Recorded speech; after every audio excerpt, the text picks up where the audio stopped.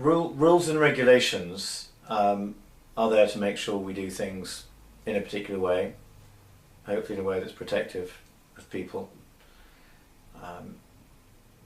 And what's interesting is that the guidance that accompanies those regulations usually contain the qualifying phrase when a particular recommendation is made that whatever it is that is being suggested or advised should be done so far as reasonably practicable. So when you look at a safety data sheet for a paint product that says you should be wet sanding as opposed to dry sanding, it may be that if you are wet sanding a metal surface that's going to corrode or rust, that there are certain situations when actually avoiding the creation of an opportunity for rust from the dampness of the process you're using is going to be preferred. So I guess it's a way of turning a blind eye for a little bit on what is actually required.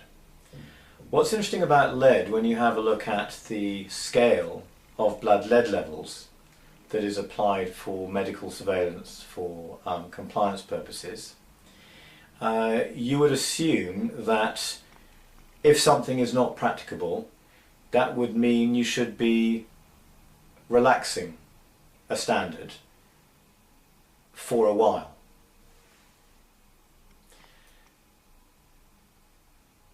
There is a scale of blood lead levels that is applicable to lead exposure. And at the very top of that is what's called a suspension level. So if you have the suspension level of lead in your blood, if you have that amount or more, you are required to be suspended under the regulations. That level is 60 micrograms of lead in 1/10 of a litre of blood. Below that, you have something called the action level, which is 50 micrograms per decilitre. So if you have somebody who finds out that their blood lead levels are 50 or above, it is only at that point that the regulations require you to start looking at the source of that exposure, which actually is a complete nonsense. Because if that same person with a level of 50 went to their GP, at a level of only 20, the GP would quite happily describe that person as lead poisoned. So you have a situation where a non-construction medical specialist, i.e. a GP, would say you're lead poisoned, and an HSE approved doctor saying, as far as the regs are concerned, you're okay to work. But there are levels below the lead poisoning threshold that are important. So for the population as a whole, the so-called level of concern is 10 micrograms per decilitre. So if you were to do some DIY at home, feel a bit rotten because it actually turns out you've been stripping lead paint, and you went to your GP, if your level was 10 or above, they'd want to start pushing harder to understand what was happening, why it was happening, if you could stop it happening, if you could be doing it differently, just to get your levels down. And whereas in the UK the level of concern for children is also 10, in the United States they've actually now created what they refer to as a reference level for children, which is 5. The level that we as Lead Survey would suggest that people start paying attention to lead exposure is if their blood lead levels get beyond 2. Because we know that even at 2 micrograms per decilitre, lead exposure is happening and it's having invisible effects on your system that can have long-term implications.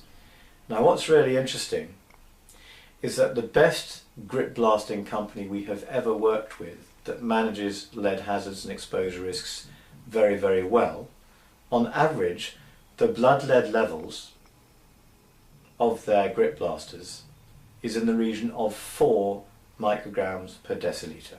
That is below the reference level for American 0 to 6-year-olds. So this is one example where, so far as reasonably practicable, should not be taken as being an excuse to tighten up, or sorry, as an excuse not to comply with the regulations or a particular requirement as tightly or rigorously as would normally be required. This is an opportunity to provide a level of protection and achieve a level of exposure that is way below all of those regulatory thresholds. And of course, the duty of an employer, fundamentally, in the context of lead, is to prevent exposure, full stop.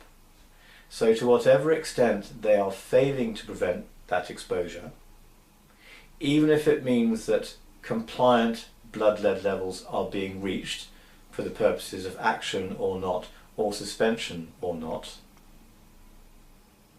it will actually fall short of the overarching need to minimize exposure, which we can demonstrate is possible in a commercially viable and very successful business by achieving blood lead levels that are a fraction of what the regulations require.